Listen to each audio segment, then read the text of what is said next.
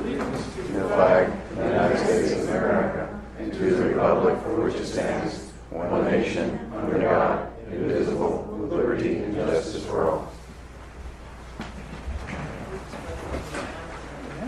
Thank you everyone for joining. I'm going to hold off on some of my comments until the beginning of the public commentary section. I'm just going to go over the guidelines again, but often people come in after some of the committee meetings, so I don't want to have to repeat it and torture those that are here early or on time. So I reserve the right to pick up my comments just before the public commentary section. So moving on, Dr. Lasusa, could you please give the superintendent's report? Sure, just two brief items from me. The first is I had the pleasure of attending the fall play, the two one-acts that Chatham High School put on a couple weeks ago, and I know there's some members in the audience associated with the production, and it was terrific as usual, and just wanted to give a shout out to the people involved in putting on the two plays. Second, we have one teacher here tonight for the tenure recognition, and she's been a dynamo in Chatham Middle School for us. I actually was reflecting earlier tonight, about an hour ago, that when I interviewed her a few years ago, she had shared with me during the interview that she was the first in her family to attend and graduate from college. And I was excited to offer her a position. She's thrived, and she's been a pillar in the changes we've made in terms of literature-based cycles at the middle school. So I'd like to just acknowledge Jen Agins and ask her to stand up if she could.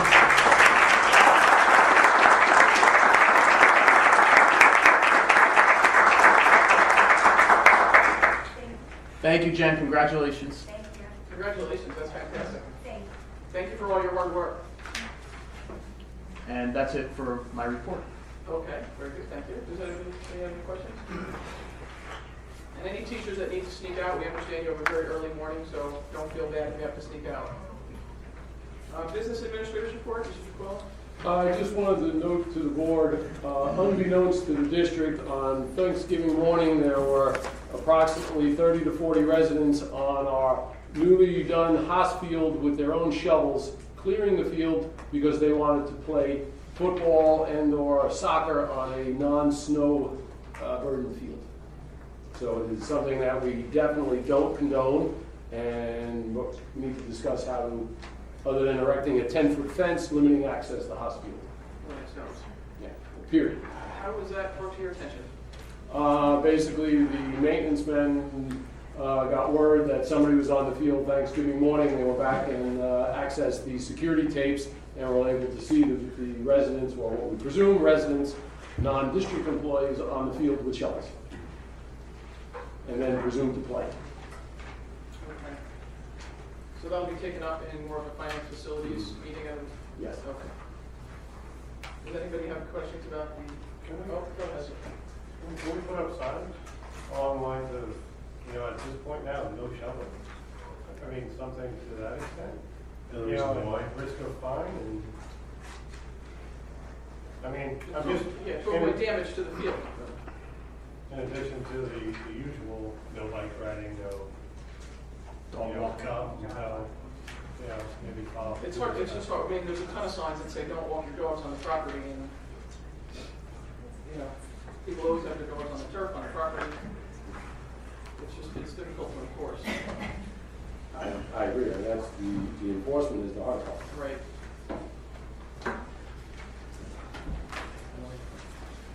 It's something we will Okay. look into, that it gets to a certain point, I don't know if the field should be closed for the season, and if we do it there, it gets hard at Cougar, because then you're really using the track. Right.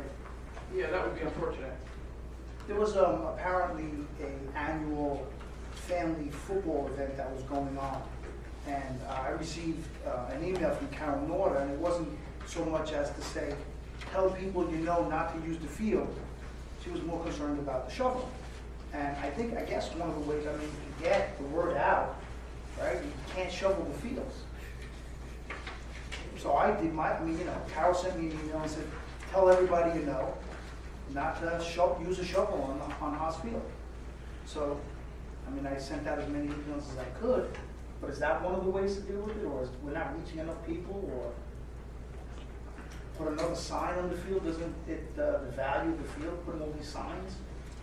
Tell the alternative. Or maybe one sign that says, don't do this, don't do, like you see at a beach. This means you. The first sign though is don't walk your dog, and that, people don't seem to be able to read that. Dog, 3-letter word, don't do it. And residents walk, oh, I'm just watching my kid's game, I'll clean up after them. Some people curse me out, you know, mind your own business, so it's just difficult to enforce, John. No, it's a tough situation. How do you enforce it?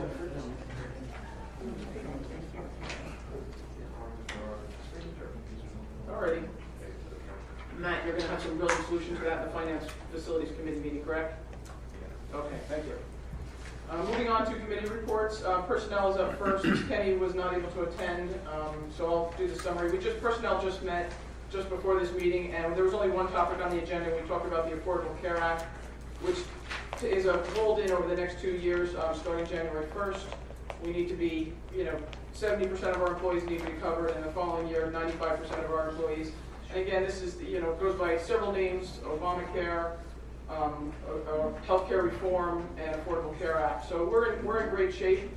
The district and the administration and Ms. Grant have put a lot of measures in place and controls so that we are in very, very good shape, and we don't anticipate any problems. We're already far above the compliance. The key is going to be monitoring and controls going forward to ensure that we stay within an acceptable window and we don't ever pay fines or expose the district to any kind of financial exposure.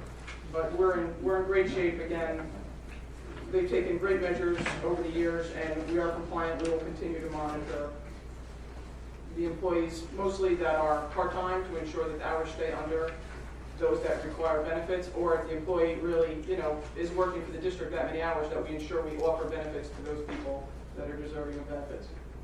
Does anybody have any questions regarding the Affordable Care Act that I can then direct to Ms. Grant to answer? Okay, fantastic. Moving on to curriculum, Ms. Cronin? We have not met, we're meeting Wednesday. Yes. This Wednesday? Yes. Okay, thank You you. have two before Christmas. Yes. February, right? Is that at 7:30? Yes, 7:30. 7:30. Finance is at 6. Finance is at 6:30, Okay. 7:30. Very good, thank you. Mr. Gilfillan, Finance Facilities? Finance and Facilities met last Monday, Yes, 11:24. I believe it was. I'd like to reserve my comments to board business, if Okay. that's okay. I think we meet again this Wednesday, At 6:30. 6:30. 6:30, okay, fantastic, thank you. Mr. Belding, Policies and Plan? Policy, next meets Monday, the 8th at 6:30. We have not met since last week. Great, thank you. Moving on to the liaison report, starting with Mr. Connors for Chatham Borough. Nothing to report from the borough. Okay, fantastic. Moving on to the township, Ms. Clark. Nothing to report on the town. Moving back to Mr. Connors for the athletic boosters. Nothing to report. The boosters will be meeting tomorrow, which I will be attending. Again, I invite all, come on down to the booster meetings At the Media Center at the High School. at the media center at the high school. And then music and theater boosters, I'm up. I will read that report. Again, Dr. Masusa touched on it, so congratulations to the cast and crew of the Firebird Snow Angels. It was excellent. 2 one-acts performed. It's always a drama in the fall and a musical in the winter, so this was the fall production. Keep tuned for the winter production. And the district winter concert series is starting tomorrow night, so check your calendar all through the season. There'll be holiday events throughout. And the Chatham High School Choral Director, Michelle Mueller, will be hosting a Region 2 Choral Festival at Chatham High School on Wednesday, December 3rd. Choruses from East Orange, West Orange, Morris Mills, Columbia High School perform for each other, and they will also be adjudicated by some of New Jersey's top colleges and their choral faculty, which is great when you get a chance to get some feedback from some real, big names and heavy hitters in the industry. And they will also be performing at that festival will be the Chatham High School Voices and the Select Choir, who are excellent performers. If you get a chance, if you're out there, listen to them. Also, music educators Veronica Shaw, Tracy Roskin, they're having a Southern Boulevard, Milton Avenue School in Washington, a 3rd grade. All 3 schools, the 3rd grades will unite, and they'll perform at the community Christmas tree lighting down in the borough, Saturday, December 6th. So if you're around, come watch the third graders sing. And also, the Select Chorus and the Voices from Chatham High School will be performing at the Atrium at the Victor Theater at the Morse Museum on December 9th at 11:30. That is my report for music and theater boosters. So keep your calendars posted. And Chatham Education Foundation, Ms. Kenny is not here, so we're going to skip that. Mr. Nonmaker, Recreation. Yes, Recreation has not met since our last meeting, so I have nothing to report. And the PTO District Cabinet. Has also not met.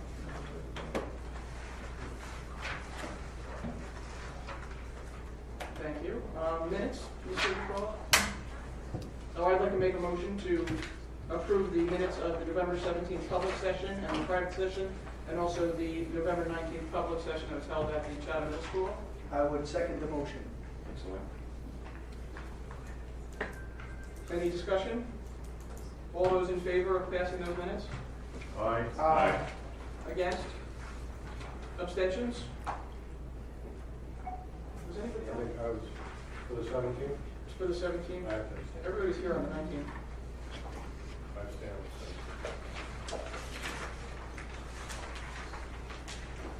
That was about the, attorney, right? I'm sorry. Is that about the attorney? The 17th? No, No. no, the 17th was the regular board meeting, the 19th was the public forum at the middle school. Matt was here after the 17th. Yes, the 17th was here, right? Yeah. Okay. Yeah, that was his, that's Jacoby. Are you good, Mr. Nicola? Yep, Okay. 701 on the 17th, 80 on On the 19th. No, the 19th, sorry. Okay. Maybe on the 24th too, but we're No, just, no. we're just working on the 19th right now. Correct. Excellent. Okay, so before we have our public commentary, I just wanted to make a few comments. First, I want to welcome back Mr. Varna, there in the middle, looking relaxed and dapper, former president of the Board of Education. Thank you for joining us here. Look how happy he looks. No responsibilities whatsoever.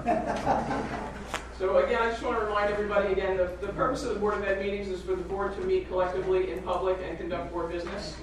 During the agenda, there are 2 opportunities for public commentary that we try and limit to 20 to 25 minutes each. And each speaker gets about up to 3 minutes to, address the board in any matter that they feel is relevant to board district business. Please don't bring up stuff that's happening on the other side of the country, because if it's not relevant, it's really just not going to be germane to this particular meeting. So please keep your comments, brief, up to 3 minutes, allow everybody to speak. Please remember, again, board business. Please don't grandstand. Please don't push personal agendas. Also remember, if you could face the board so that we can hear you and address the board since this is a board meeting. And also,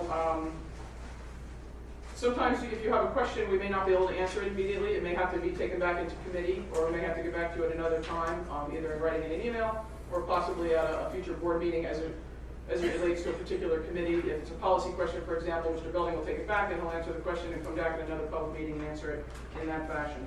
So again, if I remind everybody again, which I will do at every meeting since we seem to have a little trouble with this, please be very respectful of each other. Please be respectful of administration. Keep your comments, on point and not make them personal. And also, again, if you can keep the comments to 3 minutes to allow everybody to turn.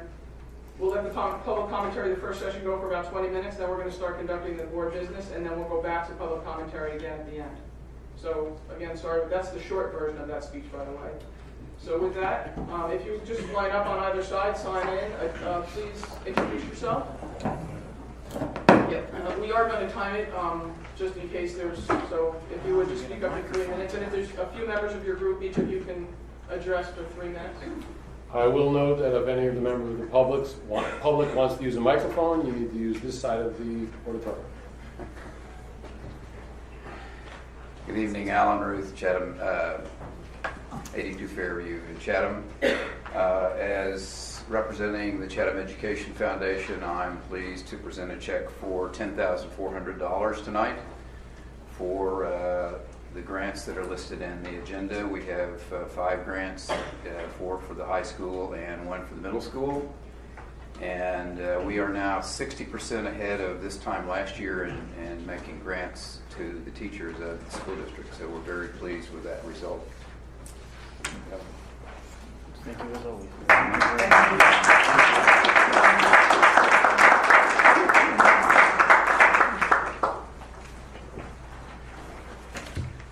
Good evening. My name is Stuart Carr from 3 Crestwood Drive in Chatham. Had a couple of questions about the referendum and also a preamble to that.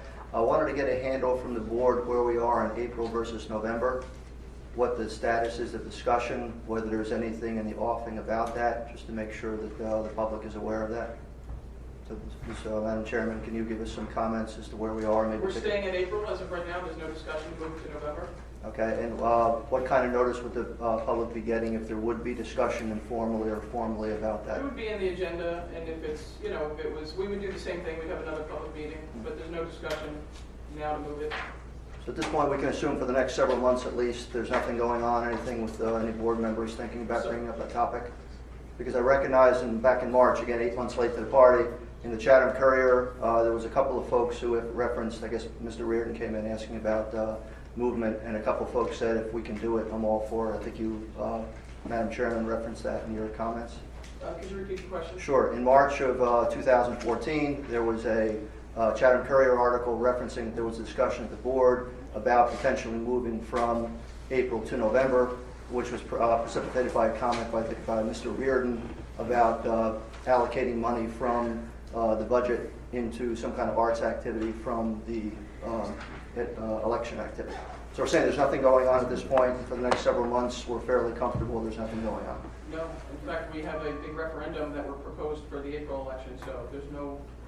Understand. Okay. So anybody, board members, have any comments at this point about thoughts about moving from April to November? You just heard, I mean, it cannot. I heard from them. No. Fine. Okay, thank you very much. And again, this is not really open for public discussion. This I is was something... just asking the question. Yeah, Well, make sure. and I've answered it. I mean, I don't know Good. what That's to say. terrific. Okay. Well, I want to make sure we have. All right. Then number 2 on the referendum. Wednesday, too.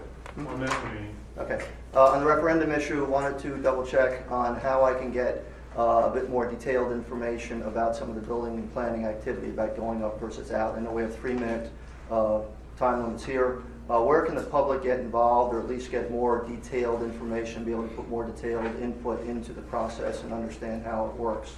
More than the hour you spent with Mr. DeQuilla and the time you spent with Dr. LaSouza already? Absolutely. Yes. Sure. That's a considerable amount of time. I mean... No, with other people, you know, having the ability to come in and check it out. Is there other avenues to do that? I think that's up to the board to determine at a future time, but I don't think that we've gotten to the point of detailed specs drawn up by an architect. Right. We're still, you know, not even at the stage But where... in terms of input to that process, for example, the idea of going out, we talk about it's cheaper, but then we don't take into account the impact on the land, et cetera. I just want to understand how we go through the decision-making process and vet that. And it's a little We frustrating. go through that decision-making process based on input from the public, which we've got a lot. Your time is actually up, but Okay, I we didn't appreciate get to that. even the referendum part yet, so more will unfold in coming months. It's usually after the fact. I just want to make sure we can have a little bit of input kind of going in. Then I'll see you every 2 weeks at every public meeting. Then that's what we'll do. I'll make a point to this. Thank you then. Thank you.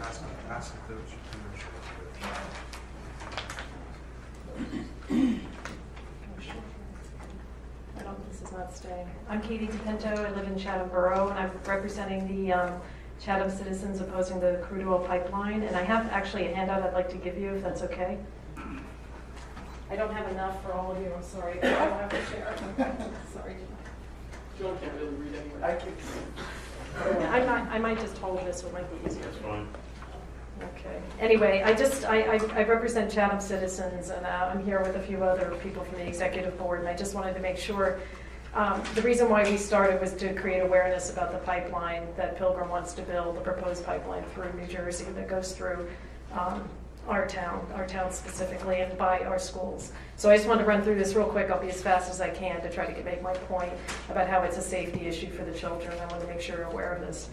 It's a dual pipeline that's being proposed between Albany and Linden, New Jersey. It's Bakken crude oil that they got from the shale from North Dakota that they'd send via rail to Albany.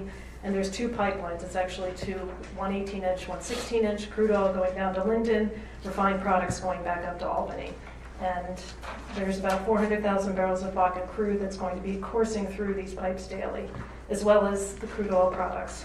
Shutoff valves are planned at 10-mile intervals, so that means if there is a leak, everything that's in between those 10 miles could potentially leak out into the soil, the aquifer, into the environment. I also should have started by saying this is crude oil. New Jersey has not had any crude oil pipelines built in the last 40 some odd years. We do have natural gas pipelines underneath the PSE&G right-of-way. It's a very different thing. I mean, when if a gas pipeline leaks, generally, once it's detected, it dissipates into the air. It's not nearly as dangerous as something like this could pose to us in terms of, public health and explosions and things like that. Pilgrim Pipeline is a startup venture. They're not mandated by any government or utility company. It's non-essential. They're already getting the crude oil to Linden via barges at the moment. On page 2, you can see a map of the preferred pipeline route. Again, 30 towns through North Jersey. It's crossing on top of our sole source aquifer in Chatham, which supplies water to many, many communities. Also, it goes through the highlands and other waterways, which... 30 seconds. Oh, God. Oh, what's in it for us? Nothing really. There are tons and tons. Just Google oil spills. You'll see thousands of spills. There's pictures of what it looks like. There's a map of the pipeline going directly next to Southern Boulevard. There's a Bakken crude explosion picture, if anybody would like to see what it looks like. The most volatile crude oil in the world. It has no business being by a school, and I just want you guys to realize how incredibly, incredibly dangerous this could be. And we won't have a second chance. And I want you to realize that there's no benefit for Chatham, there's no benefit for New Jersey, and it's extremely important that not just the citizens, but that many, many groups get behind this and fight it at the state level. And I just want to make that clear. Thank you for preparing this. Thank you. I also have another one. This one actually probably might be a little bit more relevant to you because it specifically addresses some of the logistical things that might happen to the district if the pipeline is built. My name is Brendan Keating. Just want to say thank you for having me. I am signing on that side. And I already spoke with Dr. LaSousa on this issue, so he gave me a little bit of insight for what was going on and what was typical and what was not typical. And I just would like to be here and encourage the school board to continue to be not typical. I grew up in this town, and I can tell you from personal experience, it was the teachers in this town that taught me lessons in middle school that really changed my outlook on life and where I was going. And actually right now I'm in the final month of my master's, and I'm going to be graduating with high honors at Cornell University in industrial and labor relations. So, bravo to Chatham schools. But here's the thing. I can tell you, I remember in 7th grade, Mrs. Cooperman was teaching us, financial skills and learning about CDs and APR and all that sort of stuff. In 6th grade, Elwood Boone taught me that it was cool to join the science club when I was just kind of a dumb jock, going through life. And I joined the Rocket Club and the Chess Club and did a lot of joining that year. And specifically, Virginia Brockett changed my life. She taught me about, civics. And literally from the lessons that I learned, in 6th and 7th grade, I was able to ace tests all the way through college because of how well our teachers taught us. I mean, they really cared and they were really awesome. This pipeline activity is really more than just about, what could happen to our own backyard. It's a fantastic teaching opportunity. I want to encourage you to please reach out to the teachers and let them know that they have the ability to touch, students' lives like mine.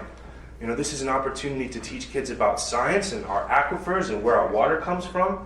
The science of pipelines that they talk about literally every day on the news, whether it's the gas pipelines in Pennsylvania and Massachusetts and New York, or the Keystone XL pipeline that our governor is going to go up to Canada and speak about this week.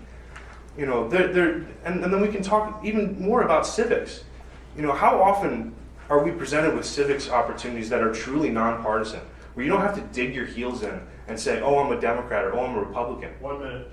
We need to give our kids the opportunity to learn who our legislators are. What's a bicameral legislature? These are things that, I know the teachers have bosses. I'm dating a teacher right now, so I know about some of the politics that goes on behind. Having them, have their boss telling them that this is a good idea and we want you to do this will really increase the likelihood that this current events learning opportunity takes place. And thank you so much, and I just want to let you know, Chatham really did right by me, and I hope that we can continue to do that for the future. Thank you.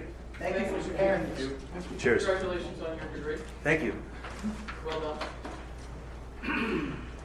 Hi, my name is Dawn Ferguson. I live in Chatham Borough. And I really care about water. At this point, when our school children go to the bathrooms and wash their hands, they know they're looking at clean, potable water. When they go to fill their water bottles and they go to a drinking fountain, they know that it's clean, potable water. By way of background, the borough receives its water supply from 3 wells right by the middle school. It's protected by wellhead legislation, but it draws from an aquifer that was laid down like 80,000 years ago from a big glaciation sheet. It provides over 90% of all the water to the borough, which means it provides Washington Avenue School, Milton Avenue School, and Chatham Middle School with its water. The township residents and Lafayette, the high school, and Southern Boulevard purchase their water from New Jersey American. New Jersey American draws its water from the same aquifer, as well as from the Passaic River. Any contamination to that aquifer affects not just our community, but all the communities that draw upon the aquifer, and that goes as far west as the Rockaways and as far east into Essex County. Without water, we cease to exist. We can't operate a school district without clean, potable water. I urge, I don't know, whoever's in charge of curriculum, what a great opportunity to learn about what an aquifer is, what these porous rocks are, how long it takes for our water, groundwater, rainwater to get down to the aquifer, and what contamination looks like. It's a great teaching opportunity. So I kindly ask the board and Dr. LaSousa to consider it. This is a great opportunity for our staff as well as for our children and their families. Thank you. Thank you, Mrs. Ferguson. Kathy Abbott. I'm on the Chatham Township Committee, but I'm speaking as a citizen, 40 Windward Road. I wanted to just round up the comments that were made because I'm in touch with the grassroots efforts on this Pilgrim Pipeline opposition. And one thing I wanted to point out was that there was you may have remember in 2013, last year, there was an ExxonMobil pipeline break in Mayflower, Arkansas, and that town looked a lot like Chatham, suburban, large backyards, probably larger than ours, but still. And one of the photos that Katie had is from there. And one of the things that there was a school that continued in session. I guess it wasn't, I don't know if it was closed, but it was open after a while. But the superintendent of schools of the Mayflower School District said that there's an oil odor obvious inside and outside the school building, but the air monitoring showed chemical levels were safe. And then there were disputes about what is safe, and if you've got these chemicals that are not simply oil, but are benzene, toluene, xylene, highly carcinogenic petrochemicals, what small amounts in that odor are carcinogenic, especially to children. So you really do have, this is not like a natural gas pipeline explosion danger, which we say, oh, we've been living with this is just a risk we take. This kind of pipeline, we don't have them in Morris County. We don't need this one. It's a business venture. It's not a public utility. But we can influence the legislature on what, and the Board of Public Utilities on whether this is declared a public good. And we don't see that for us, considering that the aquifer, the water, is more important than whether this pipeline gets built, because it's already going on barges and trains. But the point is that the smells can come from not just the oil pools, but from underground, the underground water seeping into the buildings. 1 minute? Okay, so I have a sump pump in my house. I'm sure that many people do around here. That water, if it's contaminated, is going to make your house smell like oil or whatever the petrochemical is. So that's just something to consider, that this is something, it's breaching our homes. This is not just staying in one place. Or, there's all kinds of scientific data on how oil travels, what the petrochemicals would travel faster. But it's a danger that's not the same as an explosion that would tragically kill 3 households. This is more widespread, longer lasting, takes years to clean up if it gets cleaned up well. And we're a very densely populated area. This is not North Dakota. So the request is, would you be interested in passing a resolution to oppose the pipeline, to say that we're concerned about child safety, that this is not necessary for the public good. We have a model that the township passed, the borough passed, and the Sierra Club has a different model, but all similar.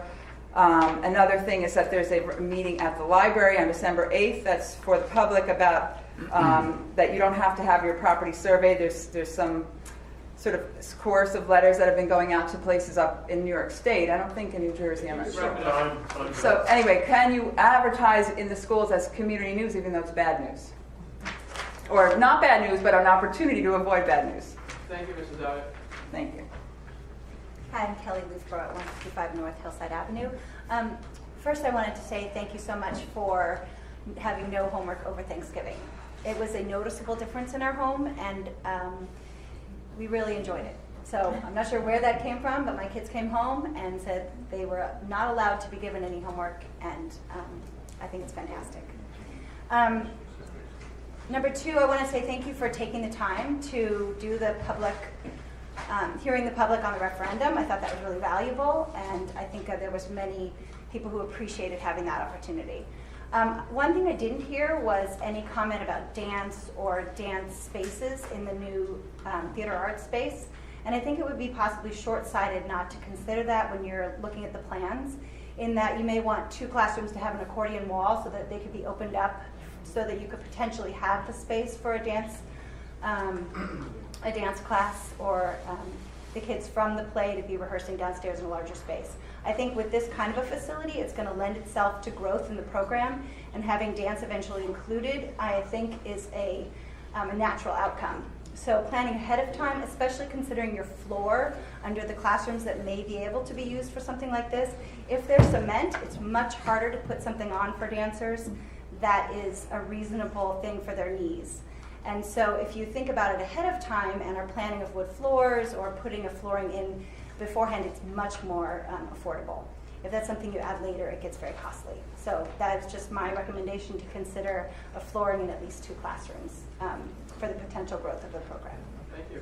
Thank you. Nabil, you'll be our last speaker for the first session. Last speaker for the first session. Last speaker for the first session. Good evening. Thank you very much for all the work you do for us. I would like to second the comments from the last speaker and broaden it a little bit. If you could, and I think it would be benefit to the project that's been developed, show the community what is the educational project behind that.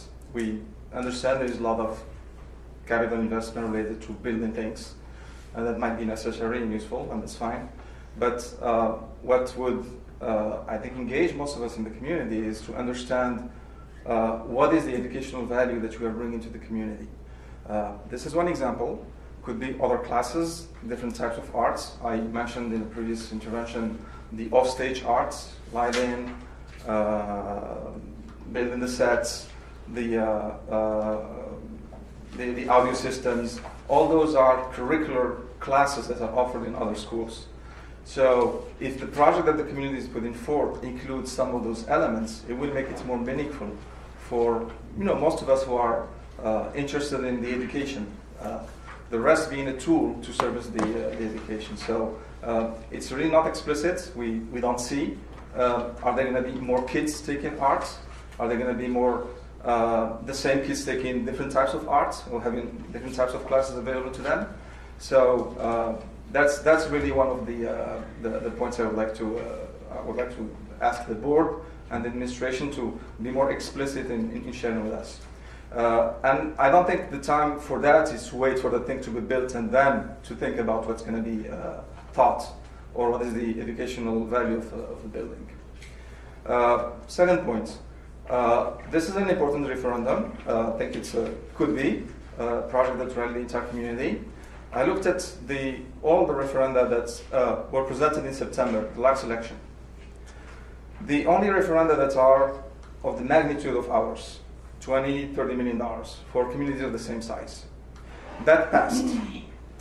When you go to the website of the schools or when you talk to the people there, they relate to you that the community has been engaged in discussions for 12, 14 months sometimes. 45 seconds. You go to the websites of those schools, districts, and you find minutes of the different committees talking about that project 12, 14 months ahead of time. So these are important projects that do need the input of the community, not just people come for 2 minutes and say something and then going home. Please organize something that will include everybody's input in a dialogue, not just we tell you, you tell us, and that's the way it goes. So everybody would benefit from that. Thank you. Thank you, Bill. Okay, we'll have another opportunity for public commentary at the end of this session. We're going to move on to board business and then, no,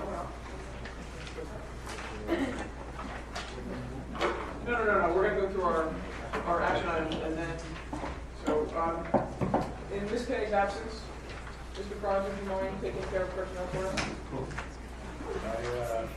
I move to approve agenda items A1 through A10. I'll second the motion. Any discussion on personnel, items A1 through A10?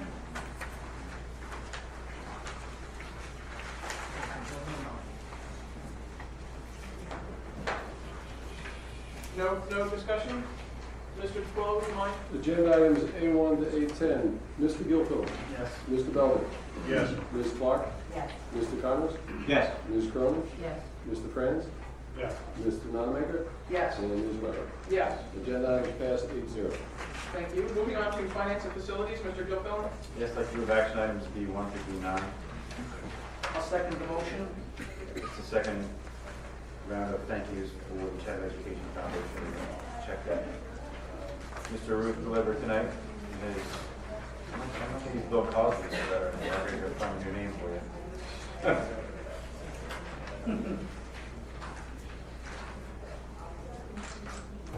Any additional items on the finance facility resolution being moved? Hearing none, Mr. Twillo. Agenda items B1 to B9. Mr. Gilfield? Yes. Mr. Belvin? Yes. Ms. Clark? Yes. Mr. Connors? Yes. Ms. Cronin? Yes. Mr. Franz? Yes. Mr. Nonamaker? Yes. And Ms. Weber? Yes. Agenda items passed 8-0. Moving on to curriculum, Ms. Cronin. I'd like to move action number,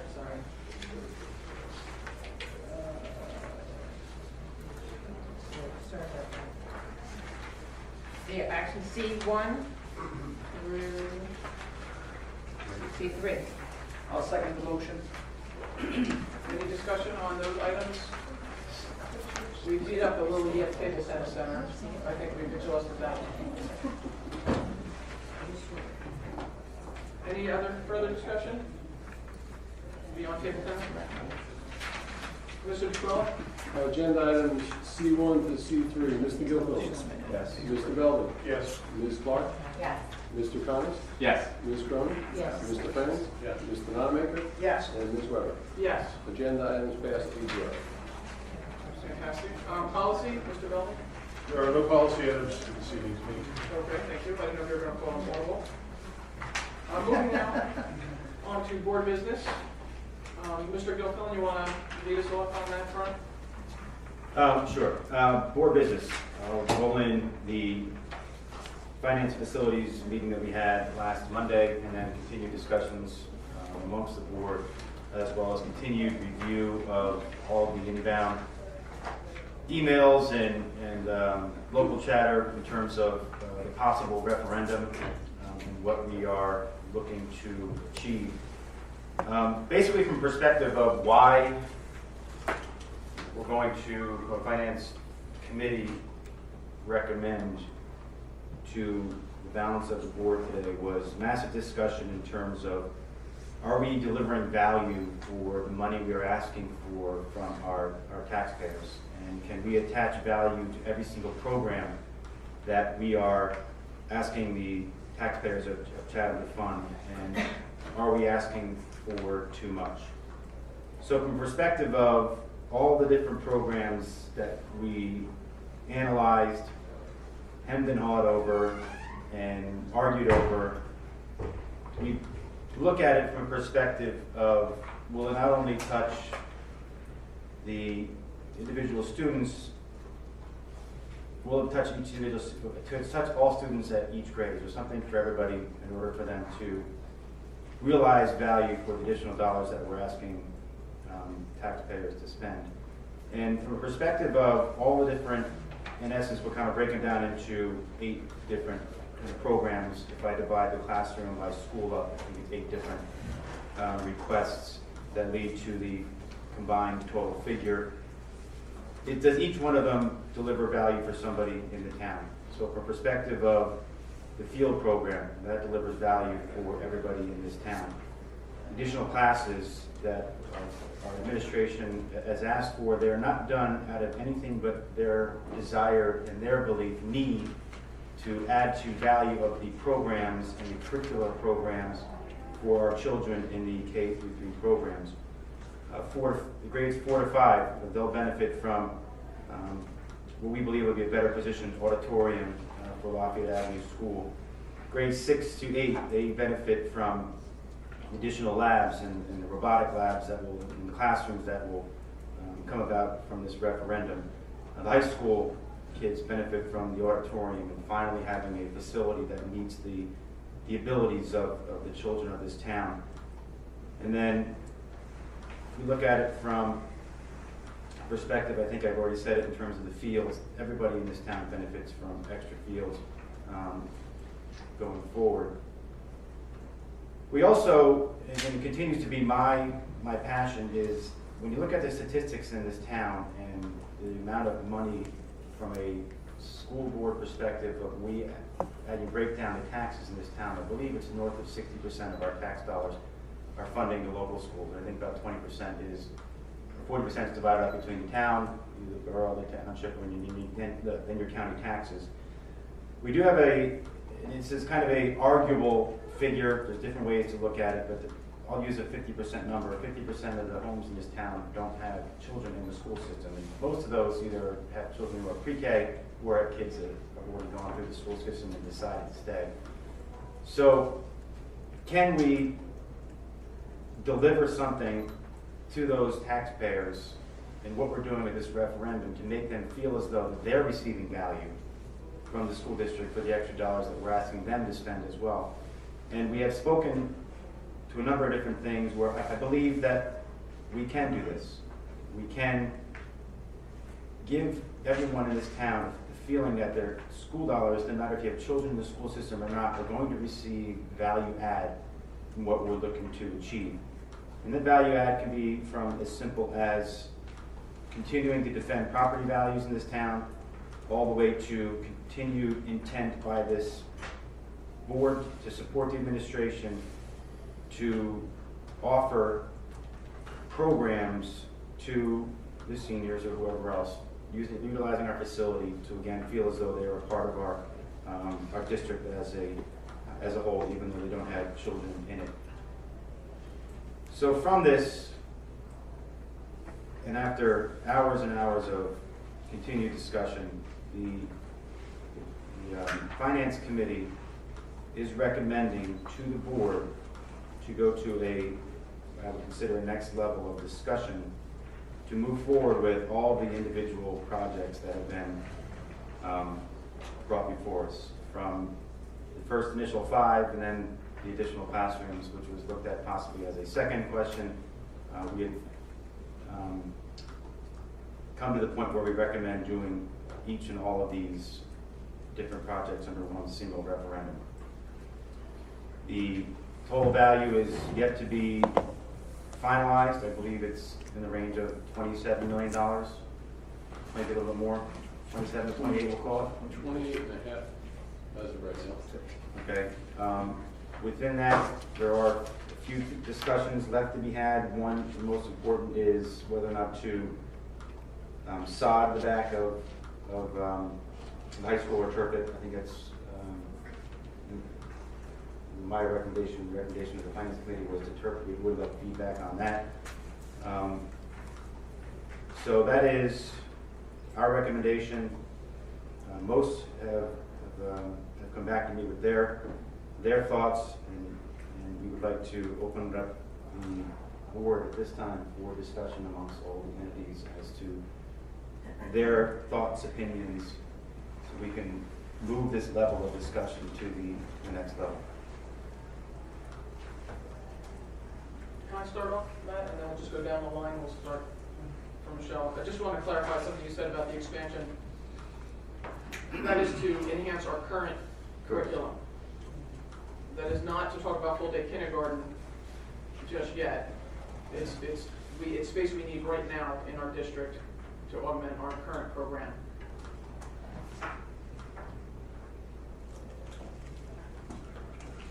Yes? That's correct. Okay, I just want to make sure we're clear on that. And also the dollar figure, 28 million. In order to move this forward, we have to agree first on a board to move forward with the referendum, and then if it's one question, and then how much wiggle room do we have to work, tweak those numbers as far as timing? Yeah, the key thing I think is that there's a turnaround time. It takes some time once you submit the projects to the DOE, which we've been in the process of doing, for them to turn them around to let the board know what percentage would be eligible for debt, debt reimbursement assistance from the state, if you will, which will affect the final tax impact.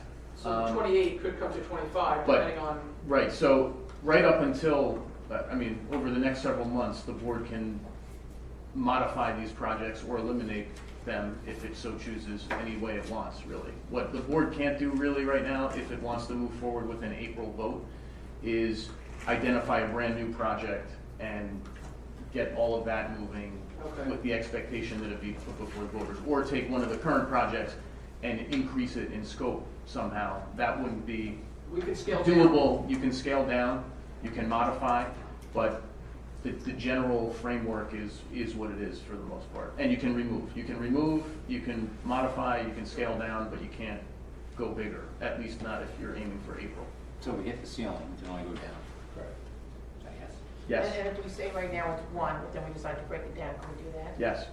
Up until when? We don't have, I don't think, the timeline yet from the, Peter's telling me February. Okay. Although That would conform with the budget, the timelines where we have to submit to the county superintendent and follow the whole process leading up to the budget vote. I think it needs explanation as to what Mike is referring to, because right now the headline figure could be 28 million, call for a roundabout number.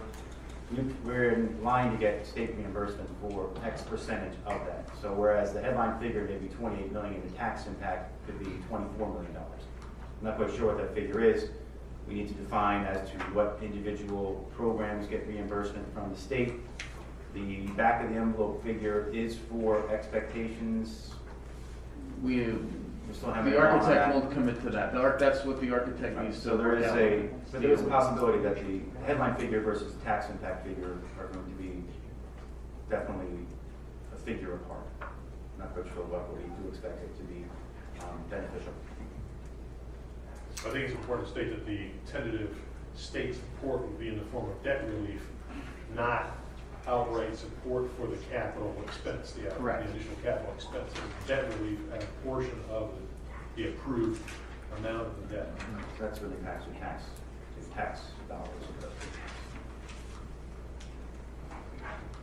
Did we look into the price difference between the turf and the Do you mind if design? I just go down the line? Oh, okay, I'll go down. Sorry. Ms. Clark, we're just going to go this way. Okay, yeah, of course. Thanks. So just to share my thoughts or questions a little bit. Bring it on. I'm in support in a lot of ways in that I think it's been too long, we've been ignoring the arts and the need for growth in that capacity in our town. I think the options that have been put forward have been well thought out. I think in any discussions we've had as a board, there's looking at all the options that are out there, I think we need to go with the one that will have the greatest impact, that will reach the most students. I have a concern about Chatham Middle School, not for having it there. I just worry about what the impact will be during the construction for a school that size and the location of where that facility would go. And how that, and I'd like to make sure that we as a board and that the administration carefully analyzes how that school could operate during any type of construction there. I really think the classrooms are really needed at the elementary level. I had volunteered at schools where the speech was being done in the back of the art room at Southern Boulevard and things, and these kids need space. So when you look at the space that we're bringing in, it is to support existing programs that are in need now here in Chatham, and that we can't ignore that either. And I support the the recommendations of the finance committee. I think everything I've read, all the discussions I've had, really brings to light what's needed here. I would like to see some more discussion or to get some numbers on the cost side versus turf behind the high school. I'm not sure turf is the answer to everything, so I'd like to see that. I also want to see long-term what the maintenance is. If we were to go with maybe a hybrid field or sod, what would the maintenance be? Do we have the capability to maintain it? We don't want it to end up where it is now. You know, granted some investment construction, but so just if we could come up with some of those cost figures, I'd like to see those. That sort of. Thank you. And are you, one minute. oh, sure. If with the building on the elementary schools, if that were to go forward, will we be sharing, looking at more in detail plans as to where the classrooms would go? You know, in terms of where the location of the schools would they go, and would we invite the neighbors around the school take a peek at those since it would impact them? And open that up. We know where they go. There's very little options. Yeah, no. So, But, you know, we're going to have more, just kind of once we have the more finalized plans, would we have maybe looking at it? and are you in favor of what has met in one question, one referendum? Okay. Mr. Cross? Originally, I was hesitant to package them all together, the items up. But upon talking with people in the community, talking with my wife, definitely an open ear and trying to look at this big picture, you know, and not, quite honestly, not from a perspective where I'm looking at, but just a general resident in the town, not looking at my own situation. I think packaging them all together, you know, you cover the three groups, so to speak, which is academics, obviously, first and foremost, arts and athletics. You touch on each and every group, and you could argue where these projects are going to occur. You pretty much touch every family that has some child in the school district. That is not to ignore those families or you know, omit their opinion. Those families who may not have skin in the game, so to speak, within the school system. But I think the school district is a representation of our community. Communities are valued by their school district. School districts bring a tremendous amount of publicity, positive energy within the community, and I think, you know, to kind of put a bow on this, yes, I am in agreement to package this as one question. I still think there's a ton of details to work out, logistically how this all works, timing, coordination, consideration of the students, the neighbors, teachers. So there's a lot of details that still need to be hashed out. I know there's been a lot of conversation, discussion already put into this, and I expect more of that to continue, but I am in favor of packaging this as one question at this time. Thank you. Ms. Bowden? I think this idea is essential for maintaining the overall quality and the resources of the school district. I think we too easily underestimate or don't consider fully as a community how much effort the administration has made over a period of years to package more and more students and more classrooms and more fulfillment obligations into the same space that was originally intended for a much smaller population. We're at the point where we are maintaining at a minimum, if not continuing to grow, our student population. We are a premier district. We offer a full complement of programs, and it's our intent, I think it's the community's intent to continue to be able to do that in a fashion which is workable and healthy. With all the other considerations that have already been mentioned, I would just add that I think it would be a good idea if we put together a grid which breaks out the various components of the program that we're suggesting, the projects that we're suggesting, and identifies what is the primary benefit of each of those elements of the bond or the proposed referendum. So in other words, extra classrooms at Milton Avenue School. Why do we need those? What is the primary benefit that's going to result? Conversion of the middle school auditorium. Exactly what's going to result? What is the benefit that's going to be generated by doing that? All the justifications. So in other words, for Mr. Carr, for the many other people in town who are wondering, oh, okay, why do you have to do this? I'm not in favor of additional taxes. Any new tax is something that can only be taken with the greatest magnitude of consideration. Let's make sure that we have an adequate justification for each of the items that we're proposing in the package. I do endorse that it makes more sense to do this whole thing as one package, not as a piecemeal approach. I think this is the right time. Everything's been said about that in terms of interest rates, in terms of the expiration or the aging and the payout of the existing bond issues.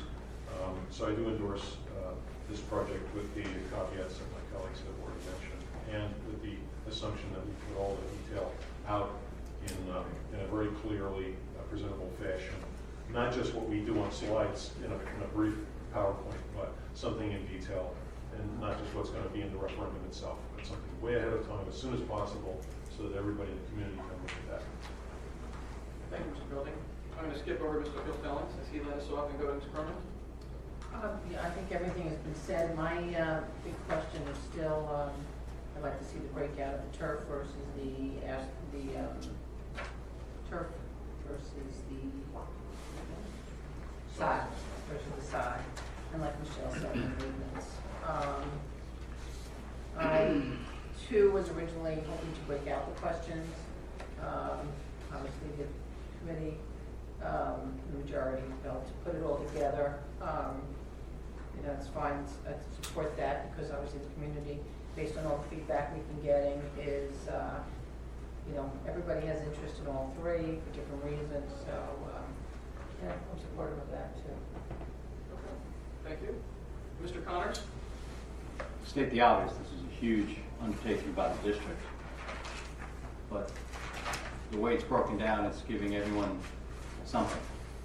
So everybody has skin in the game, everyone gets something. I think that's important, that we don't just ignore a group or just favor another one. It's critical that we maintain our facilities over the years. I think we've done a terrific job at that in terms of the additions we've already put on the high school, the work we've done at Washington, at the middle school, the constant patching of work that we do at Lafayette. We need to upgrade it. We have upgraded the Cougar fields, all the fields, with the exception of possibly additional work that's needed behind the high school. The one thing that jumps out at you is the auditorium that is going to be constructed down at the middle school. And to anyone looking at it, your eyes are going to pop and say, oh my God, that's a huge figure. Why can't we make do with the facilities we already have at the high school and the middle school? Well, we can't, plain and simple. And it's not fair to the theater. And if you've been to any of these meetings, you've heard Jill wax poetically about the arts and how well those kids are doing. And quite frankly, they're doing it to the extent that they can do it as a tribute to them, because we just don't have the facilities for them. And I think it's time. Listen, I can't even play a rock. My kids have no musical ability. But I readily acknowledge the importance of theater in that regard. I hadn't thought about the dance. I don't know how I feel about the dance floor. But it's in time that we do upgrade our facilities. And we have to do that if we want to keep going forward. And there's a spillover effect if we do that, where we can save money and move facilities there. Going forward, I think it's important that we, as the old expression goes, the devil's in the detail. I've heard a lot of issues raised regarding what is it going to look like from our own business administrator expressing concerns on just the physical layout. We need to get more detail on those things. I think we also need to have more public hearings. I know my fellow board members will smack me when I say this, but I think we should. As the process progresses and we move along in the process and we have details and we have blueprints, I think we should have public hearings. We need the input. You're the ones paying for them. children. We like them. We need your input. You're the ones paying for it. And I think it's important that you're involved every step of the way. And the only way we can get this done is if we go hand in hand. As the superintendent said, we hit a ceiling. That means we can't, that does mean we can modify it and tweak it here and there. And I think it's important that we get your input in that regard. I was initially against bundling everything together after discussing it ad nauseum here and at the various committees. I am actually fully in support of putting it all together because I think we should, because if you put it all together as opposed to what was initially proposed, there's going to be have and have-nots. Since everyone's being asked to pay for it, I think everyone should get something out of it. Thank you. Thank you, Mr. Connors. Mr. Nonmaker? Yes, I'd like to echo the comments of my colleagues, and I'll try not to repeat what they've already said, but we're all familiar with the phrase, timing is everything. And that's what this referendum is. I think this is a tremendous opportunity for our community to improve upon things that need improvement at a time when it is economically feasible to do so. And I don't think we should let this opportunity slip away. However, I do not believe the invitation to the public to listen or to have an opportunity to discuss the referendum was enough. And I would never smack my colleague. I happen to agree with him. I think we need to have more input from the community. You will be the ones that are going to be affected by this. You're going to be affected by it in your pocket, but you're also going to gain a tremendous benefit for it in many different ways. The improvement at Cougar Field, the concept of the theater. We're going to take care of so many different groups, but I think to do that and to do it successfully, we need to have more input from the community. I'm in favor of having another open discussion for the referendum in total. And then what I'd like to see happen is to have all of the items on the referendum, one at a time, open to the public for discussion. So nobody feels that they're rushed. We could look at each item one at a time so that we truly have a reflection of what the community is thinking. And that's all I have to say. And I am in favor of packaging all of the items into one vote. Thank you, Mr. Nonmaker. Thank you. Did you want to follow up? Just me? Well, I don't want to repeat also, as I often ask the folks in the audience, not to be repetitive, but just to point out two things. I mean, it's just critical that we maintain our facilities and our growth. It's our biggest asset in the town, the property and the buildings, and we need to continue to maintain them. And we need to grow our curriculum and accommodate the students that are here and the students that are coming. I think I'm more sad that I've just realized that I'm in the 50% of the population that will not have children in the school district when this comes to fruition, but I'm fully supportive and fully on board, although saddened by that. But I do have skin in the game because I will be at all the performances. I will be stalking the performing arts kids all the way through until they're on Broadway. So I am in favor, and again, I don't want to repeat what my colleagues have said. I'm in favor and also on bundling it under one question. Dr. LaSusa, do you have any questions for us? No, I don't have any questions for you. I don't know if you have any questions for me. No, we're not making a motion tonight. No, there's no, a motion is not necessary. No, we just wanted to make sure we're all on the same page, you know, on the topics of the items and also specifically on how should it be packaged. More and more detail to follow as we flesh this through, but we have to hit certain timelines. And I apologize, I'm going to cut you off just for 1 second, Dr. LaSusa. Some folks have alluded these items have just been talked about over the last several weeks or several months, and Mr. Barn is here, so he can attest that some of these items have been talked about literally for years and years. So these are not items that just came up last week, last month, even last year. These have been discussed for many, many, many years. So this is not something we're rushing into. We're just trying to take advantage of the timing. So I apologize, Dr. LaSusa, I cut you off. No. So what is then the next critical time frame, calendar date action that needs to be taken? Well, we have a Facilities Finance Committee meeting this Wednesday where we'll talk about some of those kinds of steps. So for example, if there's a desire to have more public forums and whether you might want the architect at some of those forums, if it's more of an input gathering, shaping of what the projects ultimately will look like. We'd have to schedule those and, coordinate them. We're in the process of kind of collating the many questions that have been either asked at board meetings or sent to us via email. So there are certain documents like the one you just mentioned, Mr. Belding, as well as an FAQ, as well as other detail that we possibly will be able to generate with the architect that we have to lay out. I believe in 2005, when the district went out for referendum, they engaged an outside consultant to help with communication and developing publications and so forth. That's something that the Facilities Finance Committee would need to discuss, I think. So there are a whole host of steps. The critical piece in terms of calendar is that the DOE needs the applications, which that's all in the works. But at some point in January, hopefully, then you all would know, the Facilities Finance Committee would know what percentage would be eligible for the debt service. And that helps also instruct what the impacts will be and what the true cost will be. So do you need a board vote to endorse the application to the state, or can that be done independently? Actually, the board had already passed the resolution authorizing the architect to submit details, so we are good to go for right now.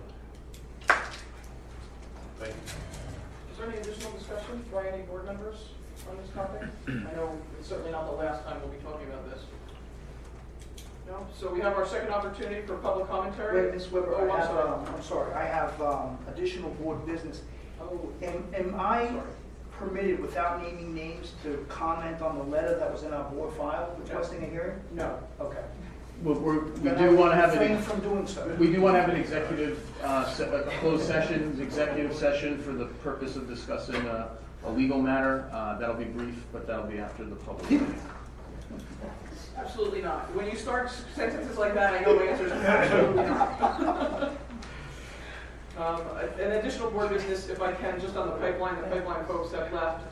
In the past, the board has passed resolutions similar to safe routes to school, to say that, I know the township and the borough have framed resolution that they're both opposed to the pipeline. I would ask that possibly the policy committee maybe kick that around next time. Possibly recommending a resolution to also oppose a pipeline. Mr. Belding, would you mind taking that back to Will the do. policy meeting? And it's similar to, I don't know if you remember some of the folks that even spoke here that talked about safe routes to school. While we weren't actively engaged, we passed a resolution that we were in favor of safe routes to school for children. So somewhere along those lines. So if you wouldn't mind taking that back to your committee and making a recommendation to the full board. Be happy to consider that. Are there any opinions on the board at present in that regard? That is, should the board publicly endorse a resolution weighing in favor or opposed to a pipeline?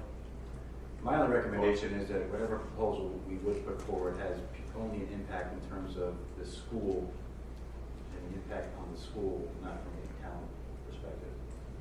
And personally, I would like to have a significant amount of information as far down as historical perspective of how a pipeline or a nat gas pipeline is impacted in the long run to property values.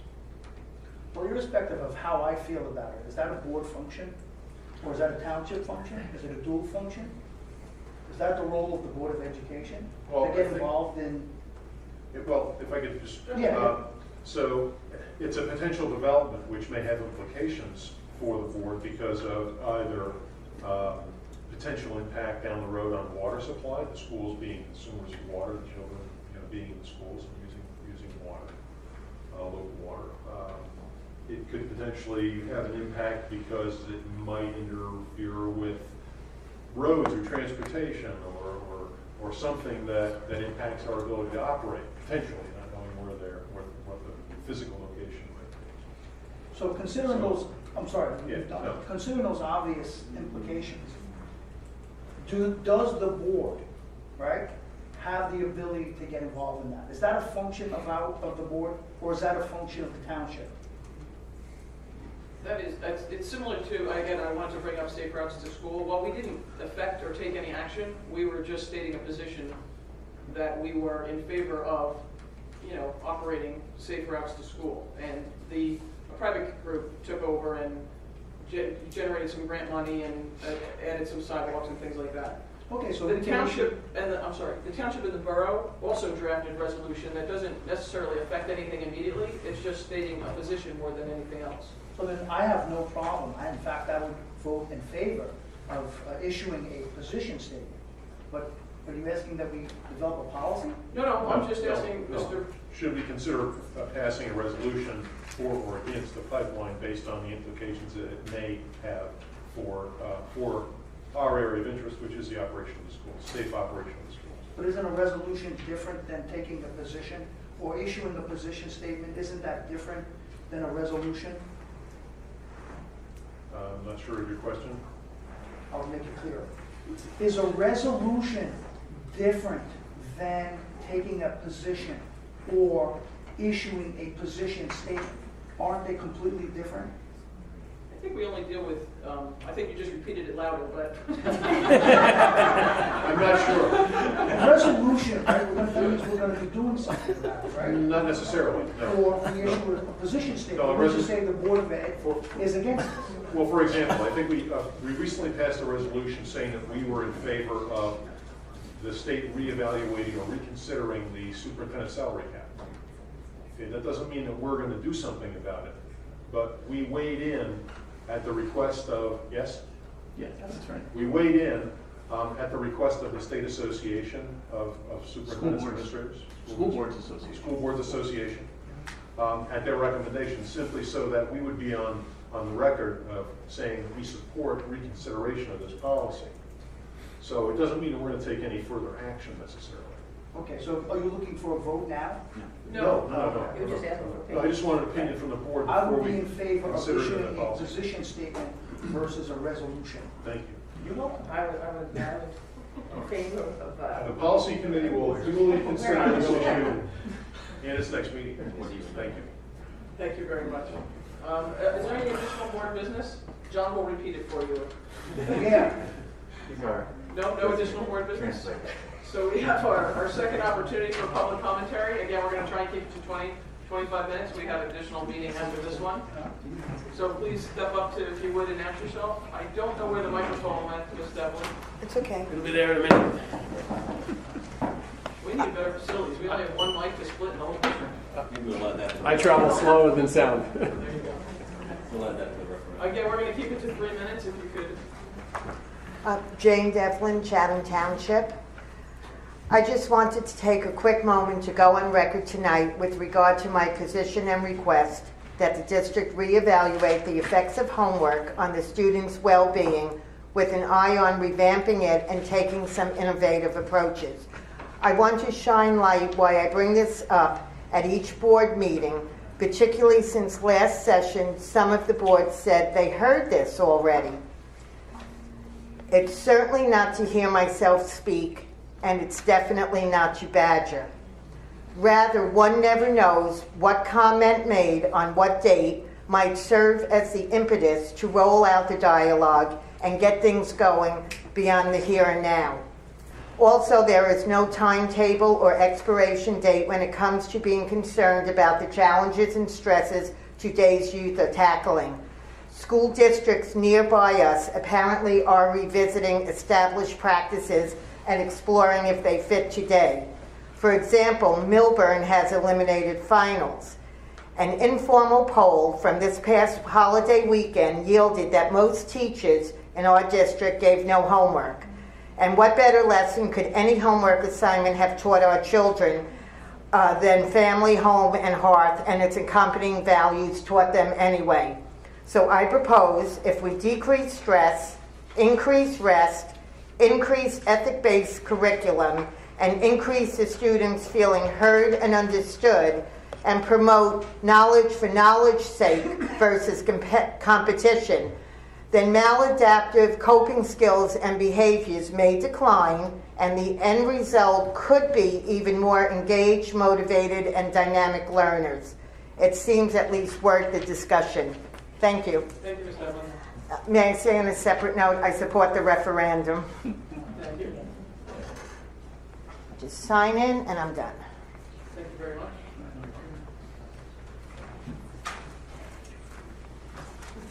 For signing in, it's not cutting into your 3 minutes. Sorry. For once, I probably won't even take it. Hi, Amanda Thiemann, 233 Shunpike Road. I just wanted to take a brief moment tonight to commend the board on being bold. I think that what you've done for the referendum is a great sign for this community, and having come to these meetings over the course of the year, it's very encouraging to me, particularly hearing all of you, many of you stated that at the beginning you weren't in support and you listened to the community. And what we heard as far as packaging this together, that you were nervous about packaging it together, but that you listened to what we were saying to you, and you believe now that it will pass. And listening to you, Mr. Belding, I think one of the things I will say that came to my mind in preparing information for us on value for value, I thought of some of the documents that I got from Education Counts at 2 points when we had been in Chatham and considered, did we stay or did we move? And every year we got those papers in our mailbox and looked at our school district and said, there's no way we can move. We may want an extra bedroom, we may want a bigger house, but there's no way we can move. And I don't think that I'm particularly unique in this community. I think if we're informed with that kind of information, we might grumble, we might gripe, we might not want to pay for it, but at the end of the day we'll say, it's in the best interest for our kids, so let's do it. So, I'm very encouraged tonight from this meeting, and I just want to say thanks for being bold, and let's keep going and keep the discussions open. Thank you very much. Mr. Barnett only gets a minute and a half. Hi, Steve Barnett, 23 Fuller Avenue in the borough, and a couple of things. One, I enjoyed hearing the discussion about curriculum because I remember discussing the elimination of midterm exams and replacing it with portfolio reviews, which I think has been a positive step overall. So I think continually challenging the way we measure is a very important dynamic, and I have no doubt that goes on every day anyway. The second item was, yes, it was the superintendent's salary, was the position statement that we put out. The third, and really why I came up here, was to support a couple of things. One, the single question around your proposal for the bond issue. I think there's enough in it to do that. I do have some questions, though, and some concerns. Not that a lot of the items that were talked about haven't been discussed for years about renovations, but there's one that I know we had on our list, very low, which was the remediation and possible relocation of the maintenance group that's in the former shop area in the high school.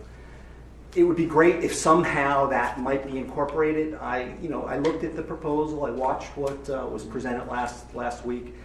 The building a new facility versus some real hard thinking about renovations of the existing space that might include inclusion of this shop area in the high school. I'm going to challenge the facility committee to continue working to see if there might be some other alternatives for consideration. But overall, I think the dollar amount is fine. I think the full spectrum of initiatives in the whole package makes sense, and I think you've done a great job trying to address the needs of the full community. So I continue to support your efforts. Just want to challenge you a little bit more on the facilities group. So. Thank you, Mr. Barnett. You look 10 years younger since you left the board.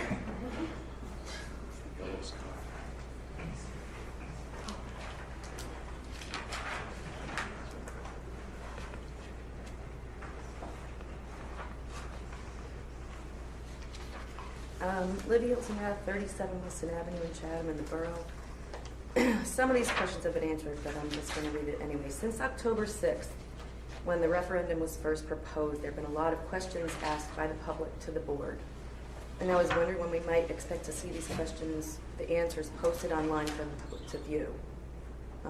Ms. Weber, you referred to it as an FAQ. I think you should have expected after the 19th meeting. Oh no, that'll take weeks. It could take up to weeks to formulate all that. So please don't expect that in days. Okay. This information is essential for the public to have in a timely fashion in order to give thoughtful and constructive feedback to the board, especially considering the time frame that the board has proposed to make their decision. I think it's fairly obvious that improvements, repairs, and ADA compliance are essential for both the CHS and CMS auditoriums. However, currently the proposal doesn't allow for the option of simply upgrading each of the auditoriums or even making each of them state-of-the-art. It only allows for the option of upgrading the high school auditorium and building a PAC center while converting the CMS auditorium. I'd like to suggest to the board to include as part of its proposal to the public an option to upgrade each auditorium and the cost for each, perhaps even laying out the costs from simple upgrades to making them each state-of-the-art facilities, which I suspect would be much lower price tag than $16 million, which is $12.5 for the PAC and $3.5 for the conversion. This would allow the voters to decide on which they would like, if any. Additionally, maybe each of the other items on the referendum could be broken out separately, allowing people to vote yes or no on each item, which I guess is the opposite of what you guys decided. That's correct. I'd also like to reiterate my concern for student safety. Building a PAC center on school grounds and operating it, opening it up to outside performing groups would pose a huge safety risk to the students, not to mention the disruption that could occur during the day if groups are hauling equipment in and out for a performance in the evening. Perhaps the groups that are in favor of a PAC center, like Encore, can approach the borough or township councils to have it funded through municipal budgets, while potentially also increasing revenue for the towns. Maybe the newly approved M1 and M3 gateway districts in the borough can be utilized for this purpose, thereby eliminating safety risks for the students while allowing them to access the facility. Administration presentations so far have not clearly shown how the curriculum and education of the students would improve with the construction of a PAC center, so this might be a more effective approach. In addition, I'm wondering what the process that the board uses to decide whether or not to go forward with a referendum. Do members vote at some point, and if so, is it a majority or does it have to be unanimous? If a board members involved with outside groups who have lobbied for or against, do they recuse themselves from voting in order to maintain overall objectivity and fairness in making decisions? In closing, I hope the board understands that we risk losing the entire referendum to a no vote because of a lack of clearly defined educational need for a performing arts center on the school budget. Thank you. Thank you very much. Hi, Peter Hoffman from Elmwood Avenue, the borough. With respect to the referendum, I want to thank Mr. Nonamacher and Mr. Connors on your suggestion that there be many more town hall meetings. I think they're needed. I was not, unfortunately, able to attend the last town hall meeting a couple of weeks ago. I had a conflicting commitment, but from accounts in the press, it seemed like it was dominated by certain, certain segments who are advocating for certain things that they would like to see, and that's fine. That's how it works. But with a 90-minute or 2-hour time limit, whatever it was, I know a lot of people feel like their concerns were not fully voiced. And this is a very significant referendum, which has a lot of different parts to it. And I think that there will be a need to hear from all parts of the community, not just those who are advocating for some very nice things, no doubt about it. But I think that process does need to be opened up. My concern generally is that there are a lot of valid concerns about the size and scope of the proposed referendum that are being drowned out by local special interests who make enough noise to be heard by the board. And okay, as I said, good for them. I mean, they're making their voice heard. But what I personally don't understand, and I'd like to hear more about it in the weeks and months to come, is how a referendum that's so replete with some very nice things, no question about it, that appeal to certain segments of the Chatham School District population came to be cobbled together in the first place, and how the various parts of the referendum will actually improve education and learning in the district. Why are the items in the referendum of a higher priority than a whole host of other facilities and educational issues that we all acknowledge we have in the district? There are still many educational programs which were cut when state aid was slashed a couple of years ago that have not been restored. As an example, world languages in the elementary school, so just one aspect. Where was the community input and rational discussion about whether restoring programs such as that one and others which may lead to real classroom learning, where was the discussion about why they are more or less important than a $12.5 million performing arts center? How was it decided that an 1,100-seat performing arts center is more important than enhanced classroom instruction and other curriculum? Why, as far as facilities are concerned, why isn't addressing the overcrowding in the high school cafeteria, for instance, one of my own pet peeves? Why is that not as important as doing something about a 40-year-old auditorium? I actually think they both need to be addressed, and they can be addressed if we don't blow all of our scarce resources on a single, admittedly very nice facility, which, as far as I'm concerned, from my viewpoint, doesn't really enhance the classroom experience. 15 seconds. As far as I can see. So, look, we all support this district, but I do think that, I agree there's a lot of details that need to be worked out here, and there's a lot of discussion. Why can't, you spoke a lot about packaging it all as one thing. Why can't we cut back on the Performing Arts Center and do something about some of the other facilities issues and really, truly address everything all at once in one second question and or bond referendum? Thank you. Thank you. Thank you, Mr. Hoffman.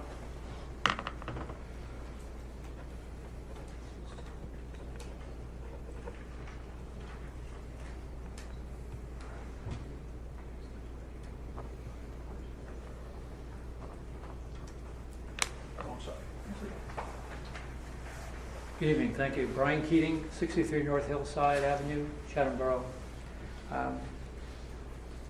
First, more public forums was one of the best comments made this evening. I really would like to see that some more public forums so this gets out to the public. I believe they've kind of been left in the dark over a lot of it. Packaging the projects, in my opinion, is not the answer. It's the only way to get it to pass, okay? Let the taxpayers decide. Put it out there, let everything stand on its own merit, and let the taxpayers decide on that. And speaking of taxpayers deciding, I, for one, and I think a lot of the community, would like to see us move the vote to the November elections where it belongs, where you get more taxpayers come out instead of just special interest groups coming out to vote and influence the decision. Thank you. Thank you, Mr. Keating.